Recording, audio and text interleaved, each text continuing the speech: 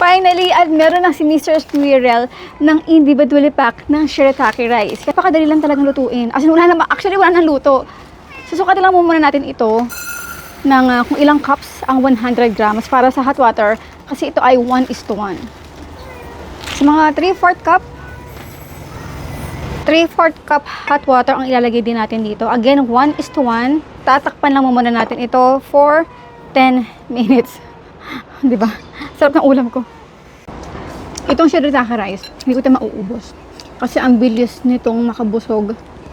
At itong 100 grams na ito, na 1 pack, pwede nyo ito for sharing, 2 persons. Hindi talaga mauubos yan. Promise. May shelf life na itong 18 months, kaya maganda rin ito sa mga pang-emergency talaga kapag tag-ulan. Less carbs, less calories. Pero hindi ko ito inaaraw-araw, ha?